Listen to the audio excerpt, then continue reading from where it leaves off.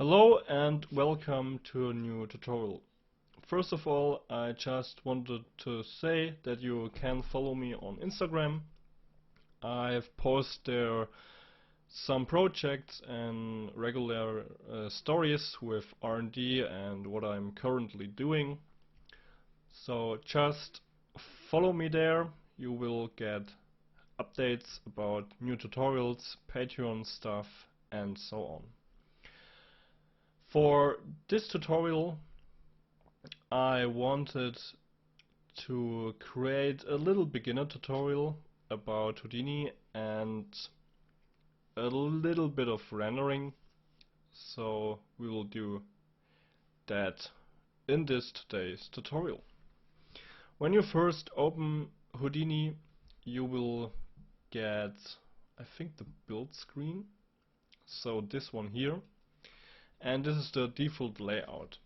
I liked this layout for a few months, but I built it then my own little layout. It's just one moved window. So I fully closed this bar here, so you can go here and close the tabs here, close them, and you will get one big window here, and I use that. For the network view, just press on the plus icon here, new pane tab type, and then the network view. Now you all ask, but where are the parameters for the subnode stops and so on? Just press P on your keyboard, and on the top right corner here the parameter will show up. So for example, when I place down a geometry here, a geometry container, you will get your parameters here. And I like that because you got a lot of space here, and you can quickly get here the geometry spreadsheet up. And if you want to split them, you can just split them. So for example, you can press what was it? I think Alt and bracket, and you can split them, for example top and bottom, just like that, and then you can inspect this geometry spreadsheet, and you got your viewport here and your geometry spreadsheet, for example, here. So let me go to my build up here. Another quick tip is when you press Shift W in our network view here, you will get the little tree viewer. And I find this pretty helpful because you can quickly get nodes inside of other nodes or apply a material and so on. Let me show you an example. I place a null quickly down here, and I've got another geometry container here with an object merge. What you can do, I wanted to bring the null in, you can press here and go to geometry and go to null and press accept. But what you also can do, just press Shift W and just drag and drop the object in here, and it will also automatically build a relative path. Cool. So that's just some few tips. Another quick tip is when you deal a lot with points, for example, I usually go with the background to dark. I find that pretty helpful because you can get a much higher contrast between, for example, white points and the black background. Another quick example is when you got your viewport here and you got a lot of points, you can go to geometry and display as pixels. So now we want to create our first little geometry that we can render. This will be pretty basic, but I'll try my best to get something cool out of here. I just change it to black because black is much better for everything. So first of all, we are now in the object level. In the object level we build our geometry stuff and create our pyro simulations, our destruction simulation, and so on. In the out network we usually go there for rendering, and in the material network there is shader building. In the image network you can composite stuff. So that's, I think, the four most important levels for the start.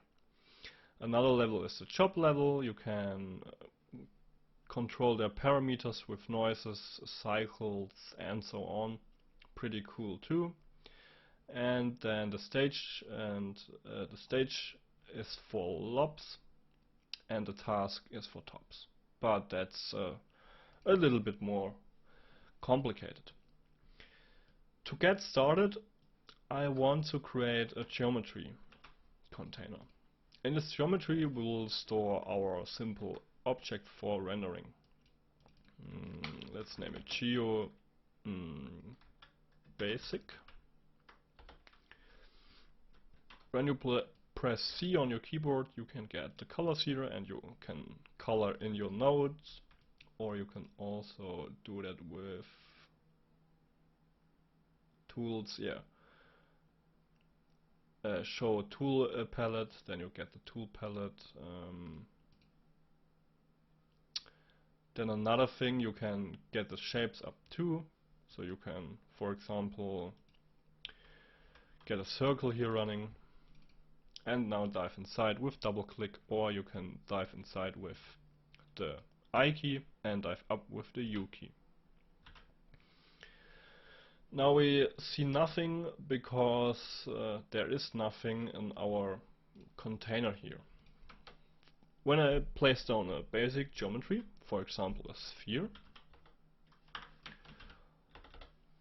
we will see a sphere here. This is a primitive, so it only incorporates or includes one point, one primitive, one vertices, and the sphere, basically. When we want to get a polygon object, we can just go up here to our parameter and go to the polygon tab. And now we can see we've got a polygonal sphere with now 80 primitives, 32 points, 240 vertices, and you can bump the resolution, for example, up. Cool. For now, let's bump the resolution up, and I want to make a simple geometry manipulation here. Many people start with something like mountain. It's a built-in Houdini noise, and it will apply noise over the surface. That looks already pretty cool. You can do a lot of cool things now with shader and stuff like that. In the mountain node, we've got like the height, so basically the noise extrusion, the element size, so how big are the individual noise patterns, so you can go really crazy, like 0.16, and then place down, for example, a subdivide node and subdivide it 3 times. Okay, that's no, and you will get something like this. So also looks pretty cool. Let's delete this node here and go down with the height and bump up our element size a little bit. Of course you can control the element size on each on each geometry axis. That's pretty cool too. Another thing is you can offset them, so you can animate them, for example, when you animate the offset parameter. When you want to go back to the defaults, you can just press Control and middle mouse click, and it will reset your parameters to the default.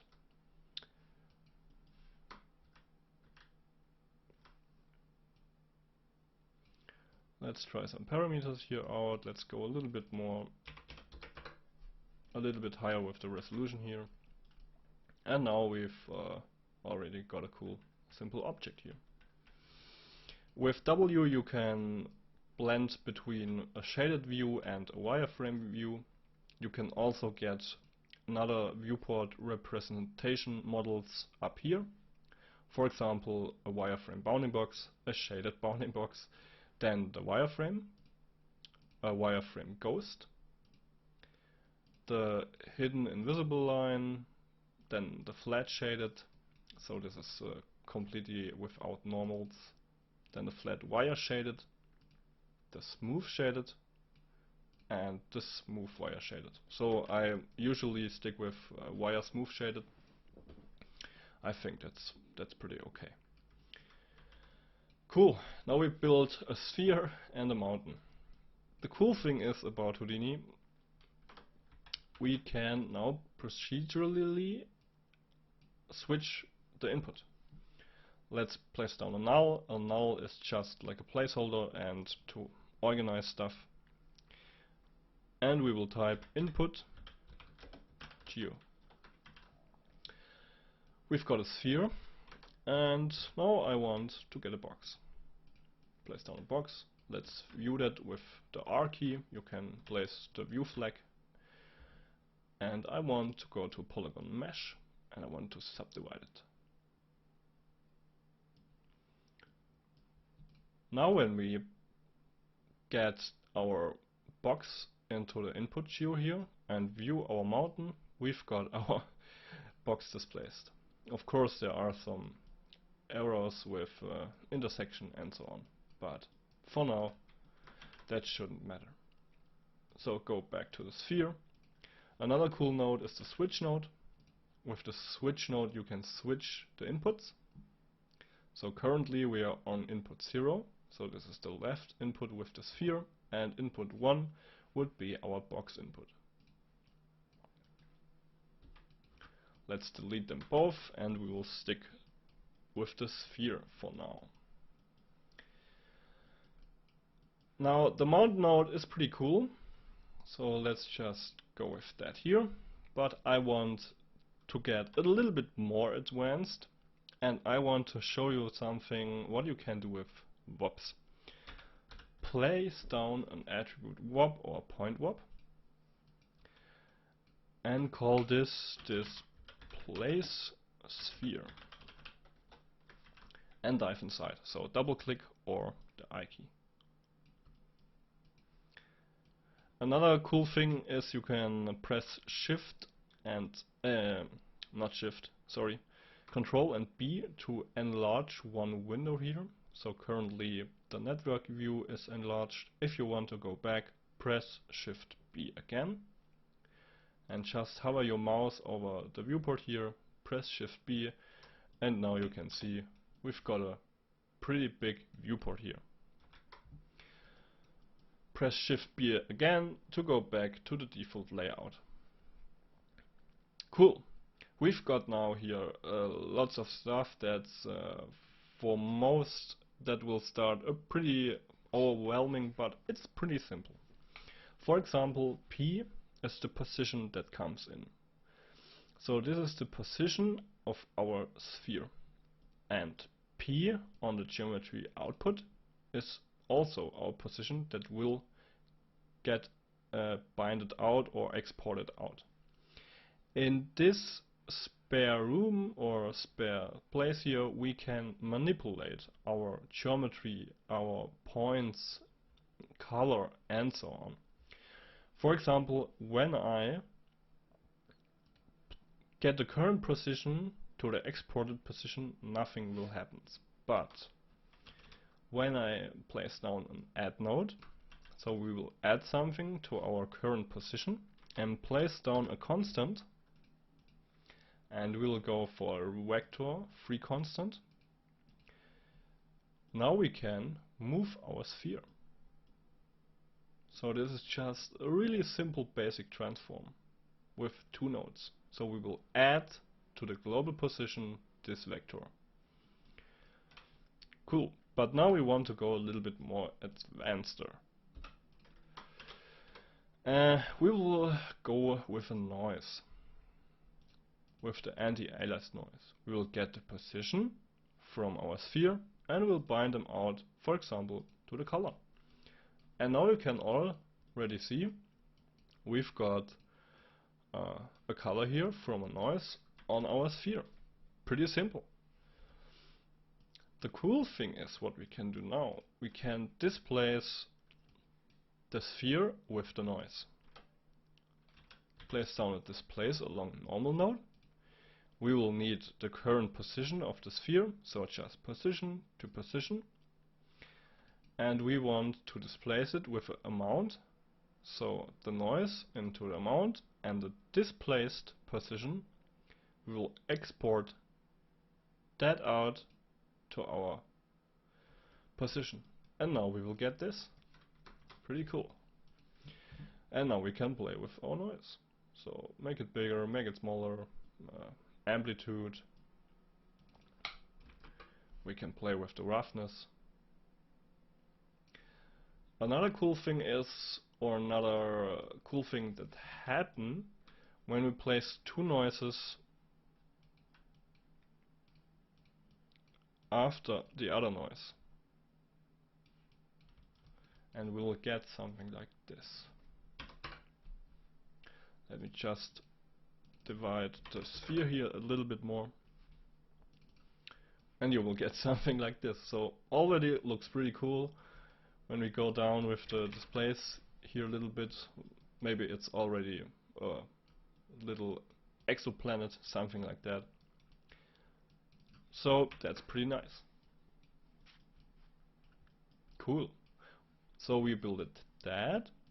And now you can for sure play with the parameters, play with the scale,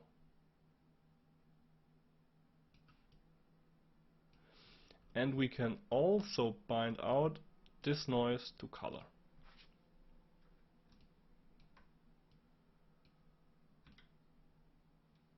Okay, let me just delete them here. We can also bind it out to the color. The problem is with the anti-aliased noise we will get a minus value from minus 0.5 to 0.5. So we need to fit that. Fit range. We will get our noise in here, and the source is the minus 0.5 to 0.5, and we will rearrange that that noise to a proper value between 0 and 1. Cool.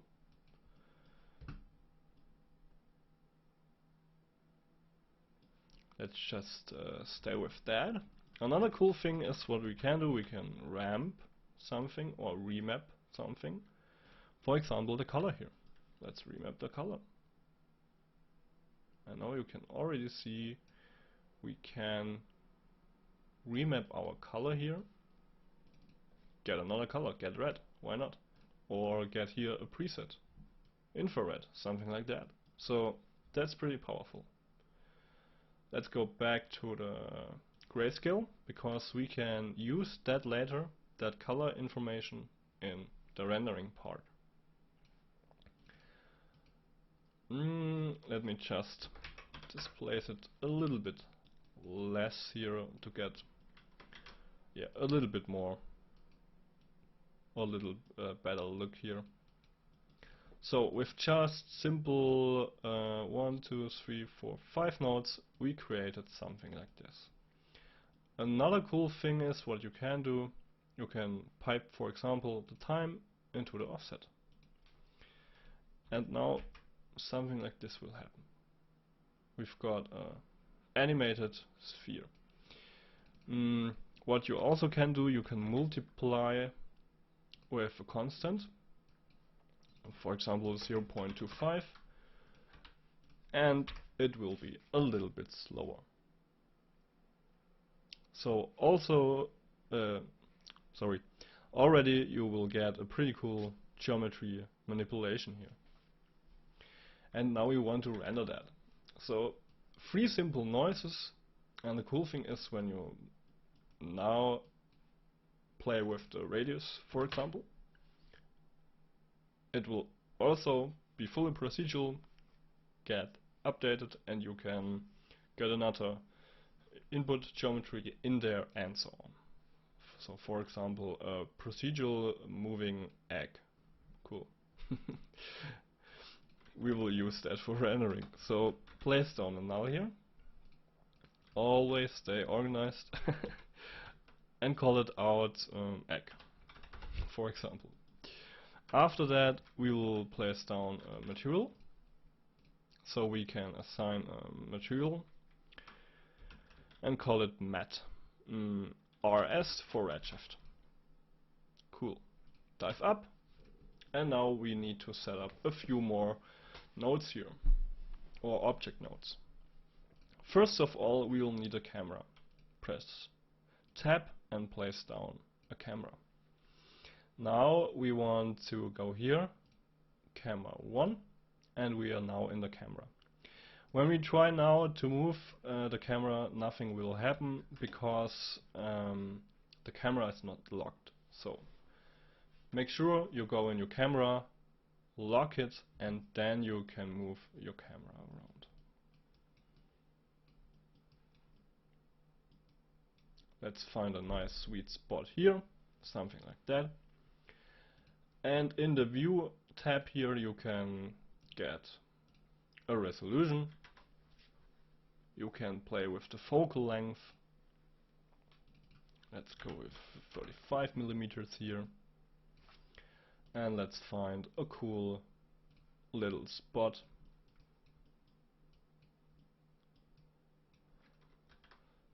For example, something like this. Now we need 2 more nodes. We will need a ROP node, a ROP network. In the ROP network there will be the rendering stuff. So let's call it out RS for Redshift. And we will need another network, the material network, for material building. So mat RS. Now we can color them both, for example in red. First of all, I want to dive into the out RS network and place down a RS custom node. The camera is already selected because it got the default name here. Then you can enable, for example, global illumination with brute force. And on the system tab you can place your marker here on enable automatic sampling and enable optics RT. So RT acceleration with RTX cards. So I've got one RTX card in my machine, and then you can, when you got an RTX card, you can enable optics RT. Cool, that's everything for now. Now we can dive up, dive into our material network and place down an RS material builder. Let's call it RS mat my first material. Now we can dive up a level again, dive inside here, and now press Shift W, for example, and just drag and drop our material into the material slot. When we start rendering now, we will see only a black frame because we need a light. So let's get a light, but first of all, let's get me a little bit more resolution here. Let's get a light. I will go for a dome light, Artist Light Dome. Go to the Light tab and here Dome Map. You can select your HDRI image here. So I selected my image. And when you go to the Shaded tab, you can see a simple representation. Now what we can do, we will go on the render view and we will start the rendering here. And you can already see we've got our HDRI lighting here. And let me just get some settings here. Disable the background. And I want another. Let me just get this angle here. Yeah, that looks pretty funny. Cool. And now you can see we are already rendering. But that looks a little bit, yeah, lame. And we will, first of all, we will enable the bokeh. Let's go to Redshift camera, DOF, enable DOF, and we will go to sampling, focus distance, copy parameter and paste in here the relative reference.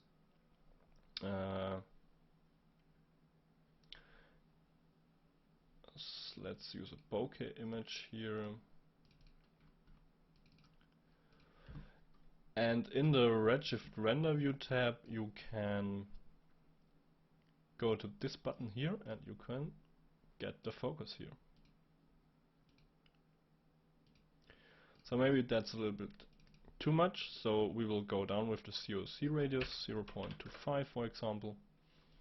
And I think that's a little bit better.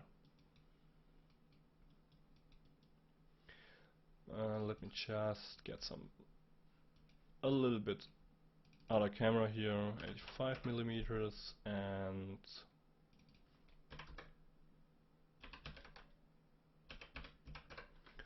an anamorphic widescreen view. You can also see the HDRI in the background. I will start the render view again and let's get a more close-up shot here. And now we can also bring down our DOF a little bit higher because we got now a longer focal length and I want a wide aperture, and this will result in more depth of field. So I think that looks pretty okay. Cool. Now we can go into our material. There is now a basic material plugged in and now we can play with this. You got here some presets, for example glass preset, tinted glass, water, plastic, aluminium, copper. I love copper, especially when you go up with the roughness a little bit. We've got gold, iron, lead, platinum, silver, a milky coffee, jade, that's also pretty cool, and paper. So that's pretty cool, but we wanted to build our own little shader. But for now, let's get a little bit more complex here.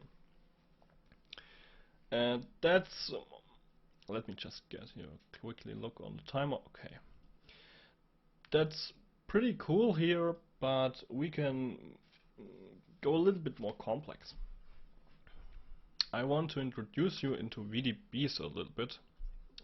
That's a volume format, and we will create a little bit more organic surface or geometry. Place down a sphere for now. So we are back in the beginning with the sphere. get it a little bit more resolution. And now we want to place points on the sphere. We will use the scatter node for that. The scatter node will scatter points onto a surface or into a volume, and so on and so on. And with these points we can use another node called copy to points that will copy a geometry or a given input to the points here. And I want to copy spheres on there. Make it a polygon, and now you can see when we go down with the scale a little bit, or less points here in the force total count, we can see we now copied a sphere onto each point. So each point here, let me get this up, each point will get a sphere. The cool thing is what we can do, we can randomize the scale based on the current point number. When we go to our geometry spreadsheet, you can see here the point number, so 0, 1, and so on and so on. And we can make a random value, and this random value will control the scale of the spheres that are copied by the copy to point sub or node. And we will do that with a simple attribute randomize node. That's the most basic randomize or attribute node. And when we place it down, we will get a randomized color here. That's really cool too. So you can use that, for example, now for in the shading. So you can, let me just show you that. When we are here, let's create another camera. Camera 00 or camera 2. And we will start the rendering. We'll go to the other camera. We will enable our focus here, and we need our material. So just press Alt and drag and drop the material, and it will automatically create a copy. We will assign our basic material here, and nothing happens, because we will need, first of all, we will need RS material, pipe that in the surface, and we want now to get the color from our geometry level to the material level. And that's pretty easy, because in Redshift you've already got here, when you go on Redshift OBJ and you go on, where was it, attributes, you can already see here is the automatic attribute extraction. It's enabled, and we will extract an attribute called CD, and CD is the attribute for color. And now we want to import CD, the attribute that lays on the points here, back into our Redshift material. We can do that with a RS color user data node, and by default is here UV tangents, but we want the CD, the color, and we will pipe that into diffuse color. And let's restart the rendering, and you can see we've got our color here. The cool thing is we can, for example, place down a ramp and we can remap them. For example, something like this. I love Houdini, that's so cool. Yeah, and you've got something like this here. Looks also pretty cool, and now we can, for example, bump that here a little bit up, but I think the scale would be, yeah. Let's just go down with the scale, go way down with the scale, go a little bit higher with the scale. And now you've got like a lot of points with different color. That's pretty cool. But now we want to do something with VDBs. Let's go to 24 points for now. Let's disable our lock here and press G. With G we can go back to our initial position, so when we are lost in the Houdini viewport you can press G and you will be automatically back to your geometry here. Cool. We've got our spheres and our copy the points, but we want to not randomize the color. For sure you can also do that, but now I want to randomize the Pscale. And the Pscale is a built-in attribute into Houdini that will randomize the scale on the scattered points here, and this will transfer into the copy to points node, and this will influence the scale on the sphere. We go to custom ramp, and now we've got a ramp to randomize our scale here. Let's go a little bit higher with the global scale so you can see it better. So we've got a ramp here to influence our scale. You can also go to the options and play with the global seed. I want to go a little bit longer, a little bit more points to get something like this. And now I want to place down a VDB from polygons. So we will generate a surface volume. You can already see that.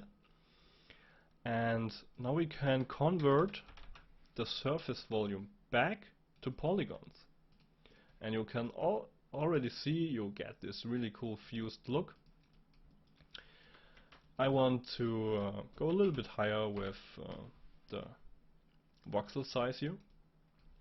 And now I want to smooth the hell out of it. Place down a smooth node.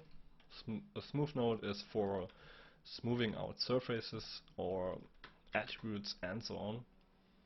I will go down with the filter quality and bump up the strength, and you can see we've got a pretty cool organic look here. The cool thing is we already built our display sphere here. We can just drag and drop it with Alt, so copy it and place it onto here. For sure we need to make some adjustment, so I will go down with the scale a little bit and I will bump up the frequency here. For example, something like this. Let's go here 3.5. And what I want to do, I want a little bit more polygons, so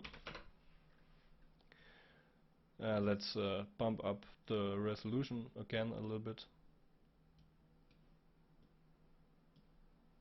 Yeah, now we need to fuse it more. 500.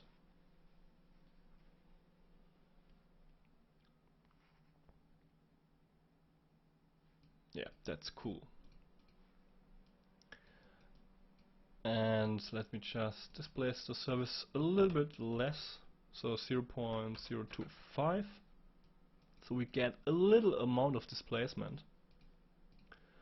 And now we can dive up again, go to our camera, and now we need to get a cool view here on our object.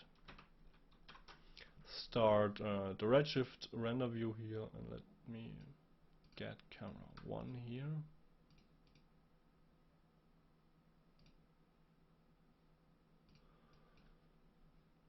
Something like that, and now we need to, let's get the color. So we already set it up here, the color node, so it will automatically transfer the color. And now, for example, we can choose white to red.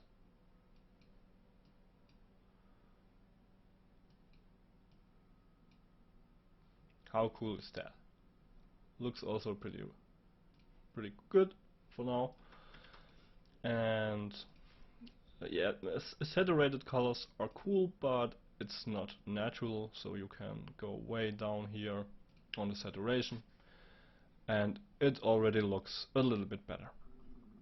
So now, for example, we can place another R as material. I want to just go with copper. I want to make the copper rough and copy this whole thing here and go to Reflectivity. And now you can already see we've got a copper material with copper properties, but not the copper color. Another thing, we can create some bump mapping to get a little bit more extra detail. So place down a maxon noise here, pump it into the surface. I will go with Luca, I really like that noise. Then you can bump the noise into the bump map and bump that into overall and bump.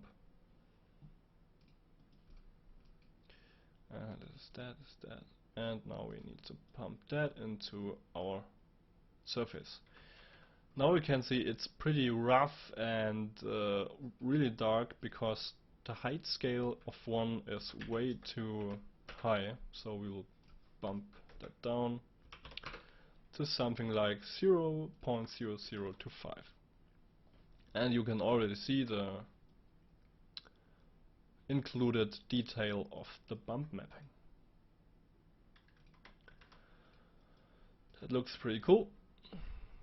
Let's just try out some presets here. Infrared two-tone is really nice too for just quick look depth. And now you can play it, of course, with our colors here.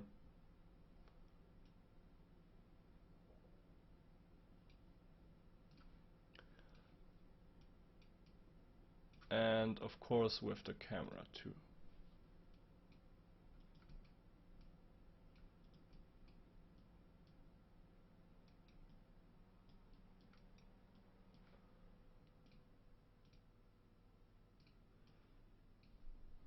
So I think that's a pretty simple and cool tutorial. I hope you liked it.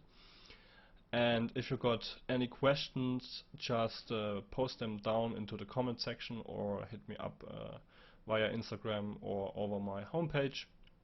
The links will be down in the description. Stay safe and stay curious about learning Houdini, and have a nice day.